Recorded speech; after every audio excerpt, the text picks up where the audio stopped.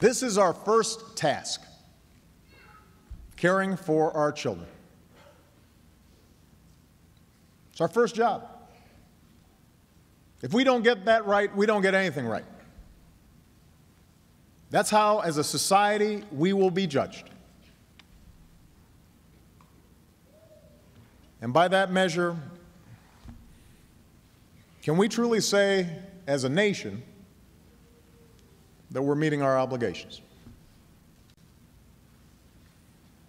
Can we honestly say that we're doing enough to keep our children, all of them, safe from harm? Big questions from President Barack Obama as he attended that interfaith vigil in Newtown, Connecticut last night. Welcome to the WSJ News Hub. It's Monday the 17th of December. I'm Clancy Burton-Hill. Now, with the eyes of America and the world still on Newtown, Laura Meckler is our WSJ White House correspondent. She joins us from D.C.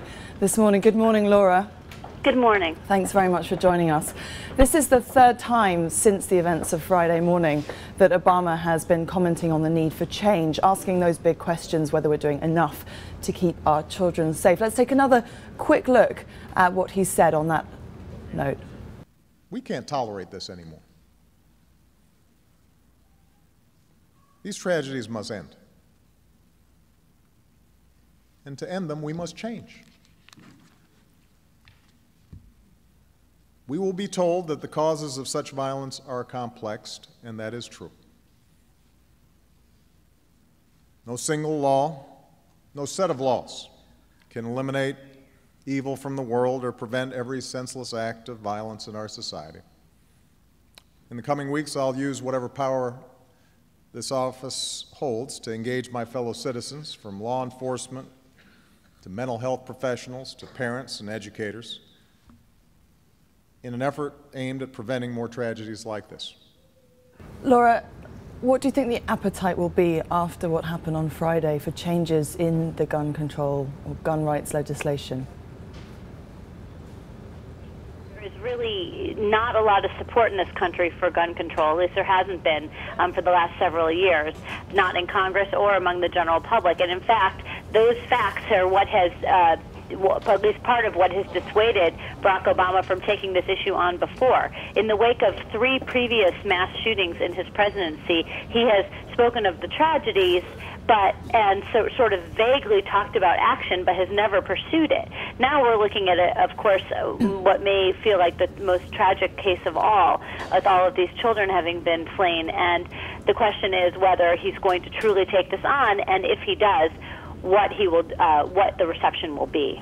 The gun rights lobby in America is obviously very strong, but is there a case, there will be people this morning saying, come on, at this point, it's unlikely that the NRA is going to end Obama's political career. This is precisely the moment when things really need to change from a legislative point of view.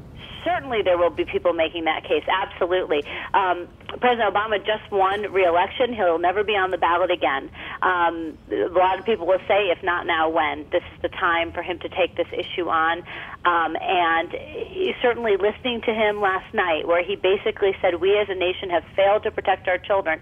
And I wonder, as he was reading those words, and he wrote that speech himself, and it was very much him. I wonder if he was thinking that he himself also perhaps has failed in that job to protect our children, in the sense that this has not been an issue he's been willing to take on. So we'll see whether it goes anywhere. But I do agree that that it's teed up. You know, there are a lot of the people who are advocates for this issue are speaking out, are saying that, for instance, it's long past time to renew the assault weapons ban. Perhaps another take on that might be banning high-capacity magazines, which are the bullets that quickly load into a gun in order to rapid fire. And, you know, a lot of people would make the case that there's, you know, no need for that sort of a weapon if you're, you know, hunting or that sort of thing. So we'll see how it plays out. But we heard from the White House yesterday that he was not going to be making policy in that speech last night, and he didn't, although he certainly set it up. And now some administration officials are telling us that it is likely that he will propose something. So we'll have to see what that'll be. Well, we saw yesterday Dianne Feinstein proposing that as soon as Congress meets again, she'll introduce legislation for the assault weapon ban again. Just in terms of the investigation and what we know so far, Adam Lanza, the alleged gunman, was allegedly carrying 3 rifles, or 3 guns rather, all of them obtained legally, and hundreds of rounds of ammunition, as you say. In terms of what actually might change and in terms of what we actually know, do we know if the rifle had the features that would have made it an assault weapon that would have been banned under the 1994 law, which has now expired? Yeah, I don't know if we know that yet. I don't know, and I don't think that it's actually known yet. And actually, because that's part of the reason some advocates say, because of questions like that, that the way to approach this is not to ban a particular weapon, but to ban the magazines, because otherwise, gun makers will just find a way to make the weapon slightly different to escape the ban. So those are some of the policy questions that will have to be debated. But I don't think we know all the facts yet about the exact guns that were used and what those features were and whether they would have been covered. Laura Meckler in our DC Bureau, thank you very much for your insights there. And of course, we'll be keeping an eye on that gun control issue as it develops.